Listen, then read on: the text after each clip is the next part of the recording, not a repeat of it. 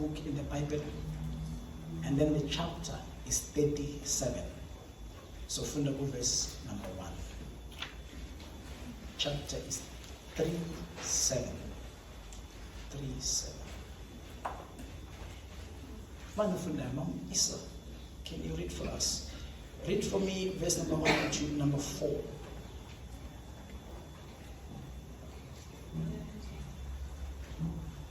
uJakobe wakha izweni lokugobhubana kukayise ezweni laseKhanani. Lokhu kuyindaba kaJakobe. UJosefa eseneminyaka eyi-17 wawalusa umhlambi kayise elabafowabo. Engumfana nje wayekuwo amadodana eBiliha nakuwo amadodana. Okay, I'll pin the foot up. Why you want to pin the foot up? Wayekuwo amadodana kaBiliha nakuwo amadodana kaZilipha umkayise. UJosefa waletha kuyise imibiko emibi ngabo. Verse 4. Abafowabo babona ukuthi uyise uyamthanda kunabafowabo bonke. Khona bamzona bengenakukhuluma kuye. Okay, did you read verse number 3? Verse number 3. Yeah. Kepha u-Israyeli wathanda uJosefa kakhulu kunabantwana bakhe bonke, ngokuba wayeyindodana yobuqhegu bakhe. Wamenzela ingubo enemikhonto emide. Okay, then go to number 4 again. Abafowabo babona ukuthi uyise umthanda kunabafowabo bonke, khona bamzona bengenakukhuluma kuye ngokuthula. Heavenly Father, I ask you that you bless your word, Heavenly Father. May your word speak into our lives. Sifundise okuthile ngalo namuhla. Egameni lika Jesu Kristu inkosi. Amen. Amen. Last time bazalwane bengi ke ngakhuluma ngale ndoda lo uJakobe. And istory sakhe ngasiyeka lapha ya uma ezo banamakhosikazi. Kwafika isikhathi la asuka khona ezweni likaMalume wakhe. A lot happened in between, but kukhona le ndodana yakhe le iBhayibheli elithi wayezala esemdala. And uma ufunda lana iBhayibheli iveza ukuthi indodana yakhe yobuqhegu. Kuyavela kuverse number 3. Indodana yobuqhegu bakhe. Angazi ukuthi iBhayibheli English isho kanjani verse number 3. Yeah, but it tells ukuthi wase indoda endala uma ethola lo mntwana. Old age. Isho kanjani? Old age, okay. Yeah, okay, in this old age. Amen.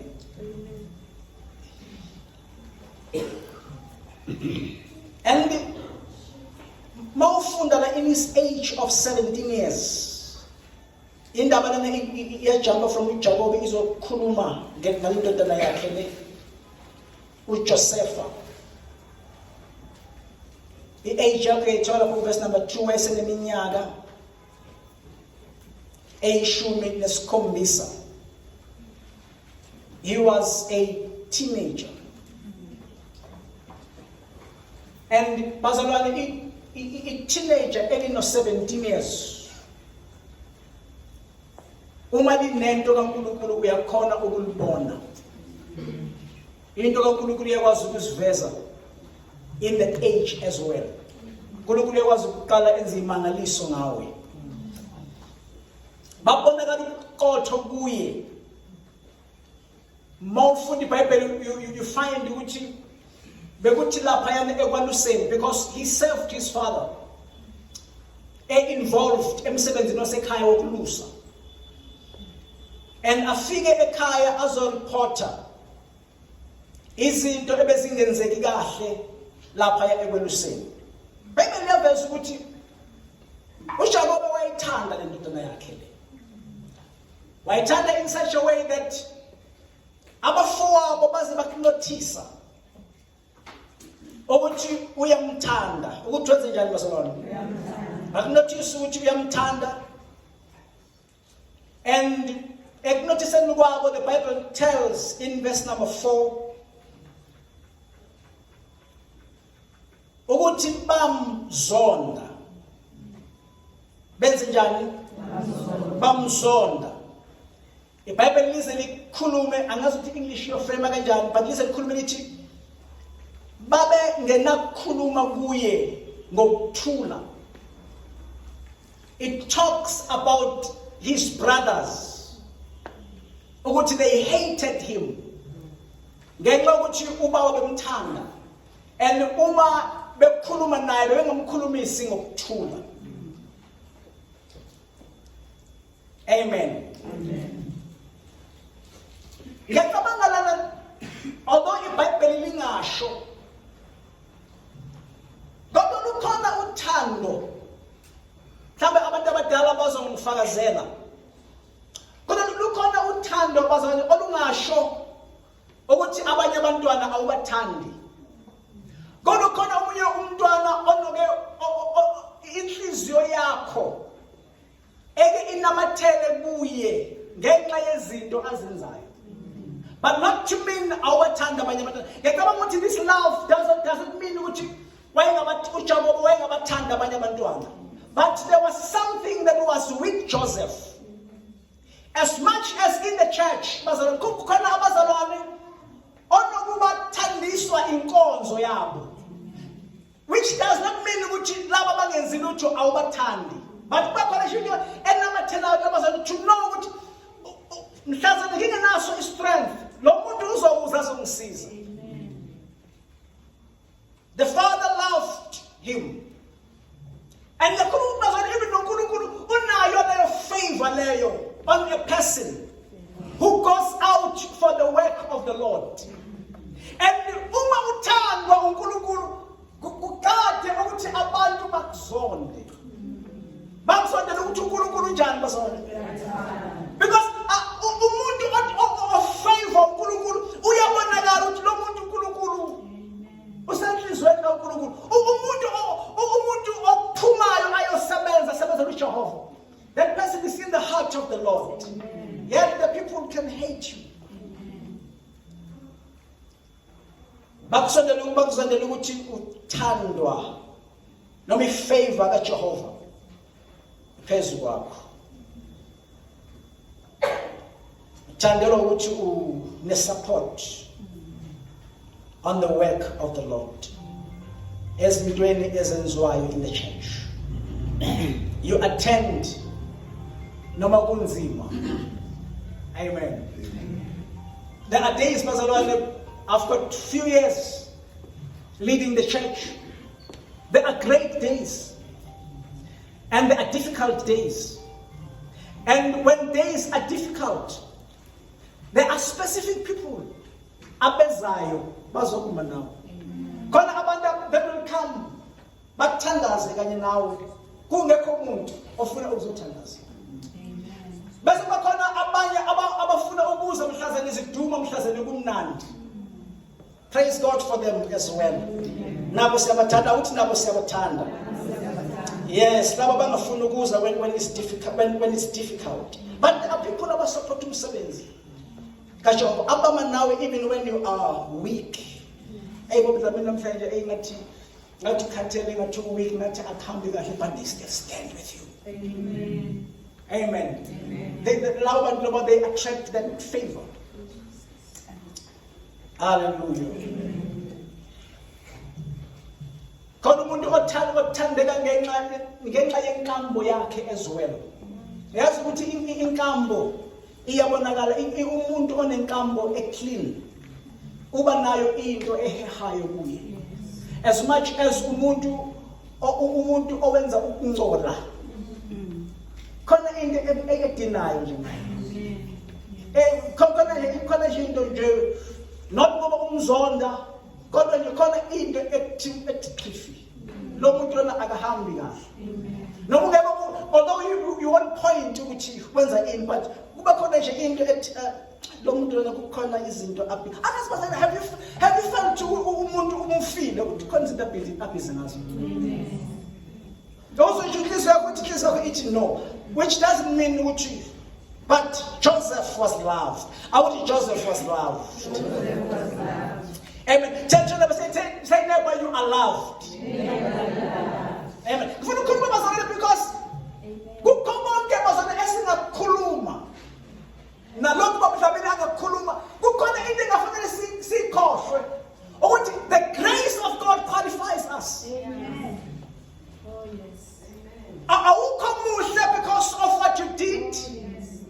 And awukho mubi actually because of what you do not do. But umuhle ngenxa yakhe. It's neighbor, you are special. But today I'm talking about Joseph. Amen.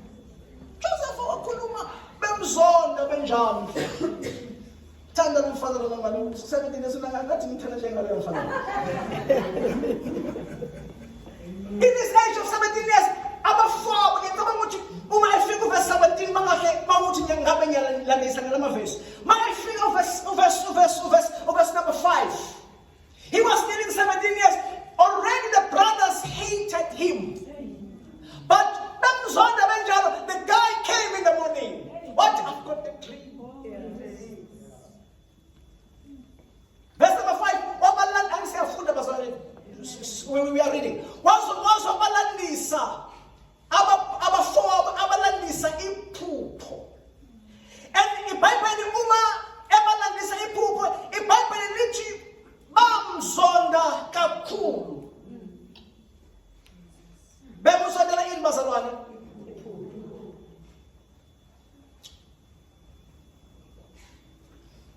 Bamzonda even more. Ngicabanga ukuthi English iyobe isho kanjalo.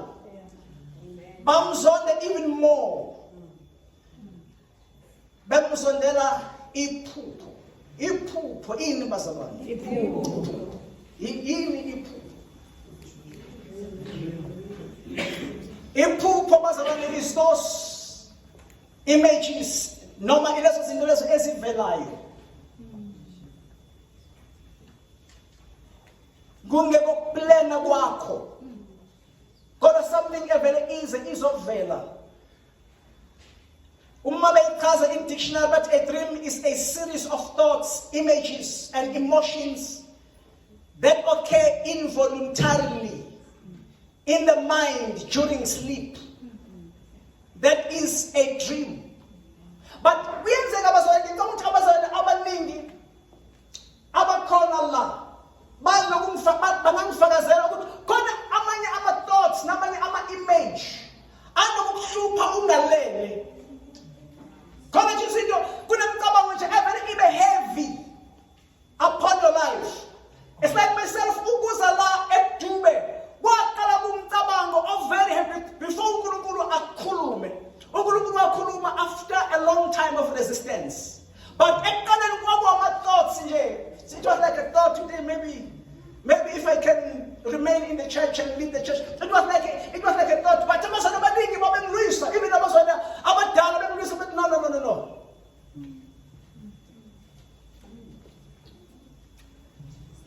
Akusizona zonke ikhathi la unephupho khona abantu abayovumelana nawe. Kwezinye ikhathi abantu bayomlwisa ngephupho uNkulunkulu anawo. Bayomlwisa ngephupho onalo. Hallelujah. Amen. Abatshela abafowabo bamzonda ngenxa yephupho.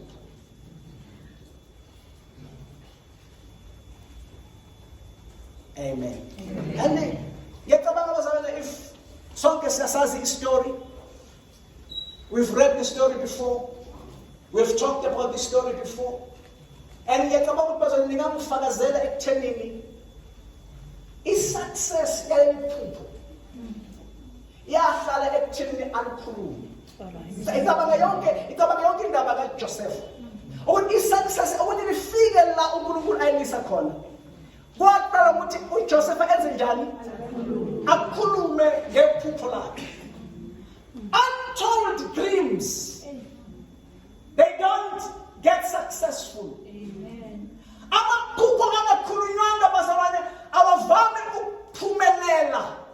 Amaphupho abanga i-reaction. Amaphupho akhulunywayo. Amaphupho anyanyazisayo emkhathini. Amaphupho akhulunywayo. Kodwa amaphupho afihlwayo kwezinye izikhathi awabi nempumelelo. Sometimes they die. And bazalwane in our lives ukuthi siwafihle amaphupho ethu ngenxa yokusaba abantu ukuthi abantu bazothini. Uma sengithi ngisibona kumfundisi. Abantu bazothini mase ngithi ngisibona ngimphethe ningikhothamela. Abantu bayathula namaphupho abo. Abantu bazibuza abantu bazothini uma ngithi ngizobana abantu bazothi ngiyasiphakamisa bakithi ngizoba usomabhizinisi. But sometimes you have to speak your dream. It's never speak about your dream.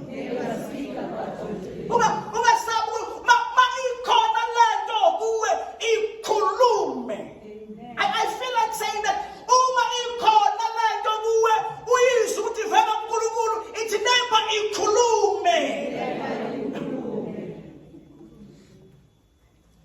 Don't be afraid to speak. Don't be afraid for rejection. Don't be afraid to be different. Be different. By the way, ukuba copy omunye umuntu. Kodwa khona indawo especific uNkulunkulu akubizela kuyo. But the problem yethu bazana ukuthi we are so hungry to be a photocopy abanye abantu. And that's why sometimes in life we do not excel. Asibilento uNkulunkulu asibizela ukuthi sibe yibo because maku village yake bonke abantu bawothisha nawufuna bawothisha. Mawuthi bonke abantu ngakini bangama accountant ngisho kahle. Now ufuna ukuba naso status kanti uNkulunkulu wena ukubizana izinto. Amen.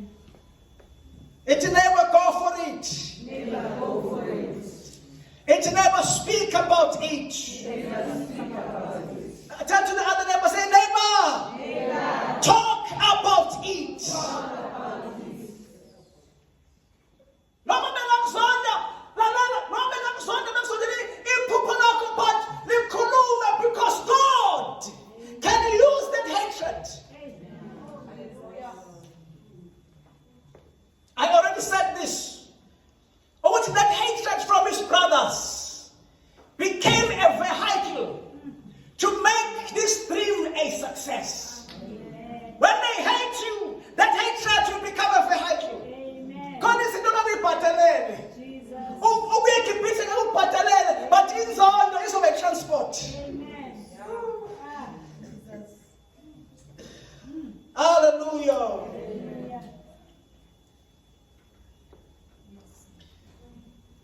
One of the days in verse number 14, we are reading in Barcelona. In verse number 14, ubaba wakhe wayesethi kuye hamba ubone ukuthi bahlezi kahle yini abafowenu nomhlambi uze ungibuyisele izwi niyayizwa leyo sifunde futhi wayesethi kuye hamba ke ubone kwenze njani ubone awusho kakhulu kwenze njani ubone English ithini hamba ke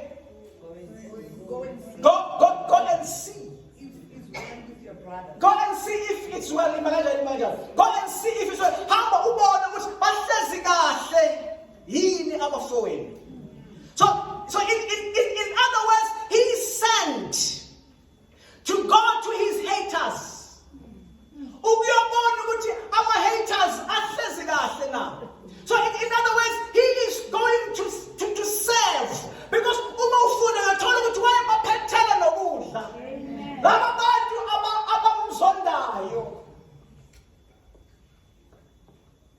angasibazana uma bengayiqamba lesermon nginikeze igama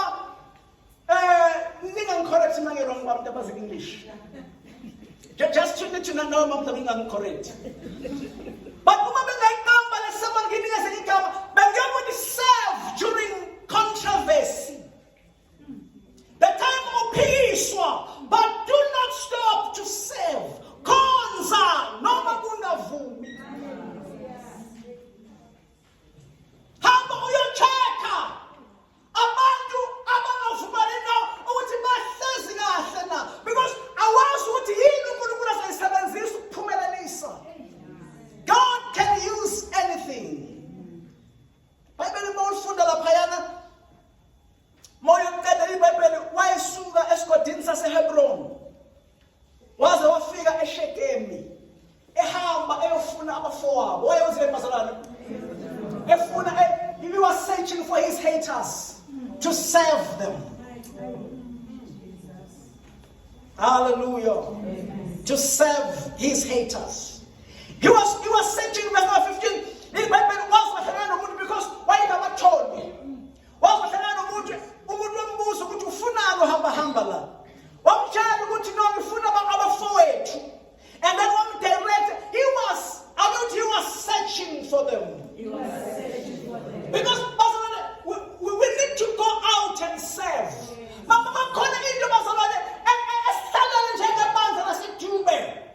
Is to start serving. No mangungavumi. No musingavumi. God calls it. Amen. Amen. It's never konza. Noma. Baba dlamini ngakubingelelana.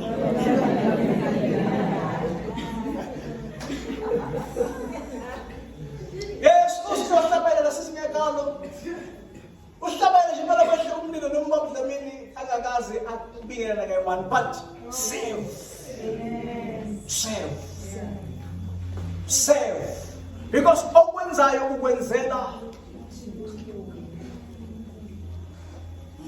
he was searching for them.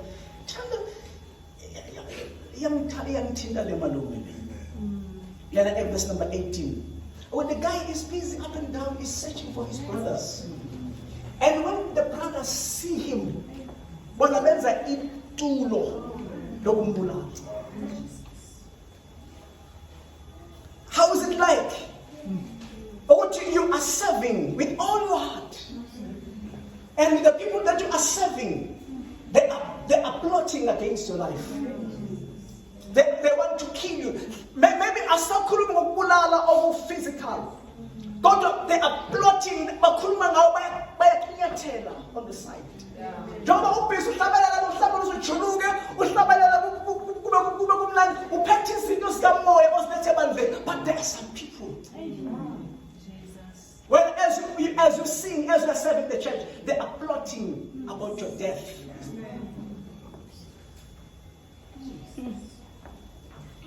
Yes, he was searching for his brothers to serve them. But verse number 18, uthi bamenzela ugobe lokumbulala. Bamenzela ugobe lokumbulala. Umuntu ongezile ukuzoba hater. Futhi umuntu ongenawo amandla, physical strength beyond them, because they are brothers, they are elders. They were old.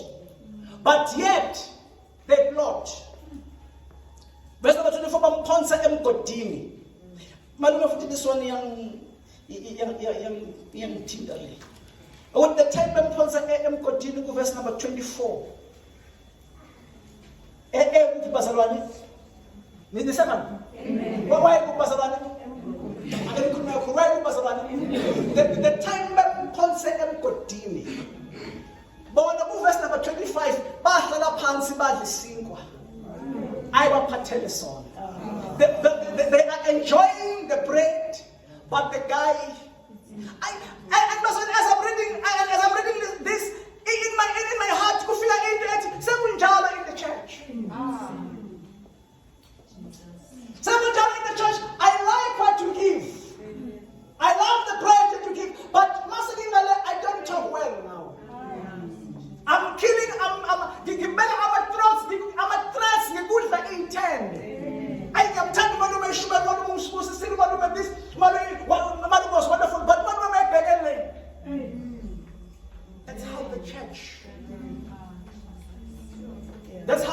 flesh becomes like. Hey, Mom Dlamini, you're supposed to say Mom Dlamini this, Mom Dlamini, hey, Mom Dlamini is dynamic, but Mom Dlamini might beg at me. Nihlala nidla ukudla, yena nimbekele emgodini.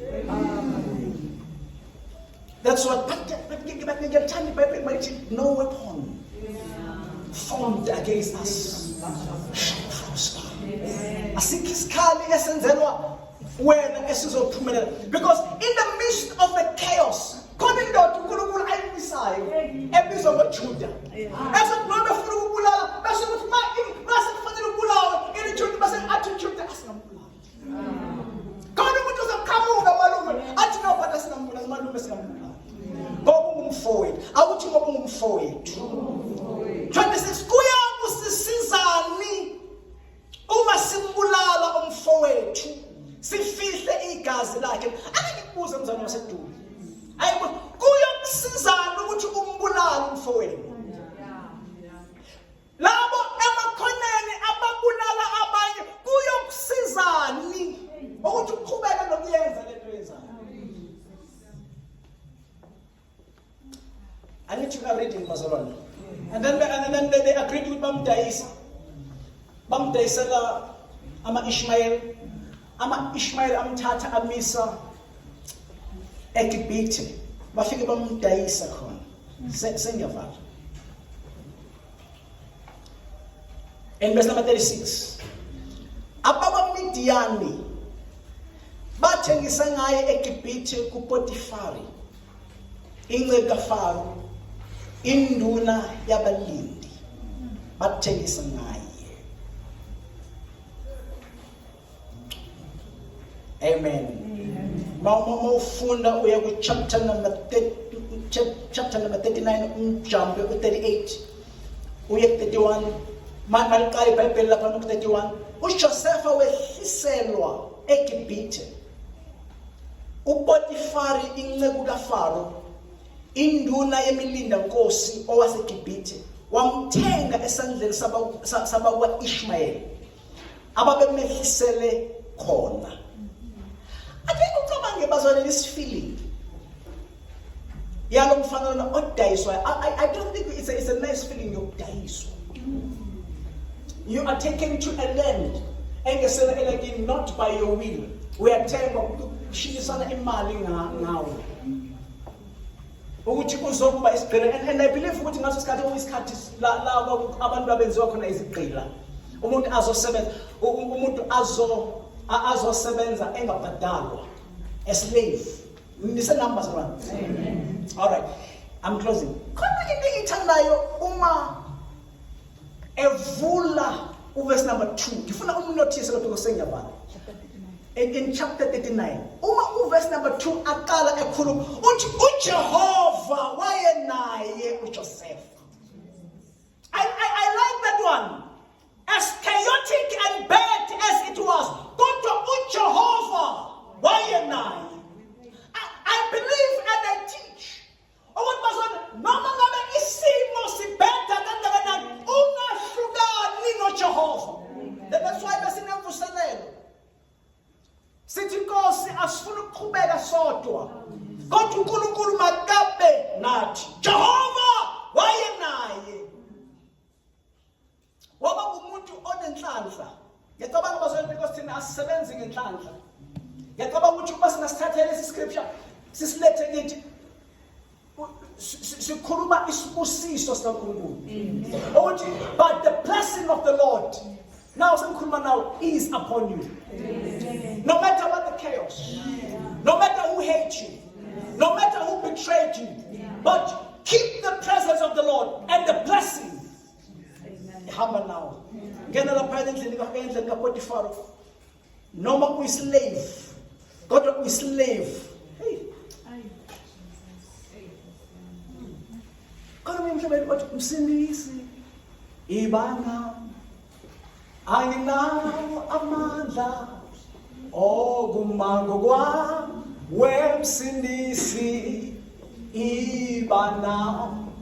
Sengathi umhlabeni esinamhlabeni as a church sithi Nkosi kukho konke iba nathi. Maintain his presence. maintain it ngemkhuleko. Your regular prayers, maintaining the presence of the Lord. Your regular fasting, your regular coming to church. Eh? Yes. Keep those things. Keep on doing them. No matter where you go, get in the presence of God. Amen. What if Father is like, what the pansela? Why to tell us how wonderful it is. And on food the Bible, on the Bible, good verse number 3. Inkosi yakhe yabona ukuthi Jehova unaye. Again, verse number 3. Inkosi yakhe uPotifar yabona ukuthi uJehova unaye, nokuthi konke akwenzayo uJehova wakuphumelelisa esandleni sakhe. The time uJoseph esandleni kaPotifar. Let me talk something. Noma abantu bengahlaba ngaba rejected, bakwale wena. Kodwa kukhona umuntu ozobona ukuthi wena uhamba noNkulunkulu. Kodwa umuntu ozobona ukuthi wena bawenza izinto. Siyaphumelela. Hallelujah.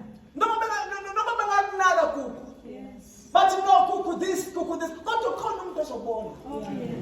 Ethi khona ozobona. Yabona inkosi angithenganga isiqila kuphela la. Bathi uNkulunkulu umbhalisele wamnikeza umuntu onesibusiso. uJoseph wafumana umusa emehlweni ayo. Number 4 as I close. uJoseph wafumana umusa emehlweni ayo. And the message Bible, why khonza? Where's the John? Akuthi neighbor, khonza noma kunzima. Why khonza? Then yambeka abe yinduna phezu kwendlu yayo. Nakho konke okwayo yakunikela esandleni sakhe. Konke kwenkosi, inkosi yathatha yakunikela esandleni sesigqila. Noma bekulahla abanye, kodwa khona umuntu ozobona ukuthi khona into nawe. Sengiyafana. Ngoba basho eFesos ikhona into enawe. Wena uthinta izinto zenzeka, kodwa likholelwe iphupho lakho. Hallelujah. Because and Pastor Electros, I feel like saying this. Ukuthi in your life, as you progress, as izinto zenzeka, kukhona abanye abantu uNkulunkulu abayobathumela kuwe. And ugada abantu okusiseka ngenxa yakho. Because sometimes ukukhulula ama responsibilities, mama zamini. Mawubona umuntu uthi lo muntu lona unesibusiso sika Jehova. Amen. Because as a church person, we don't have to reject people. Ngenxa yendlela ababukeka ngayo. This guy ube slave. This guy ubemthengile njengesigqila. Kodwa uPotifar uyawathanda amehlo akhe ukuthi abone ukuthi this guy is not a normal guy. Noma engenalutho elahliwe. Kodwa he spotted him. Uthi lo indoda kaNkulunkulu. Khona umuntu uNkulunkulu amlethe in your life obusiswa ngaye. But for the church, serve noma kunzima. Serve noma ulahliwe. Serve even emsebenzini wakho behleba ngawe. Kungathi kuhletshwa ngawe bese uba yivila. Bese nalokuthi bathi ezokurephetha imanager bethi yabheka ukuthi awubheke akasebenza awubheke this awubheke that awubheke. Go and serve never. Go and serve. How about uyosebenza? Even the community yakho izinto no matter how much they badmouth you. Kodwa yenza izinto ezinhle. Serve. Even ekhaya kini noma ngabe bayakurejecta,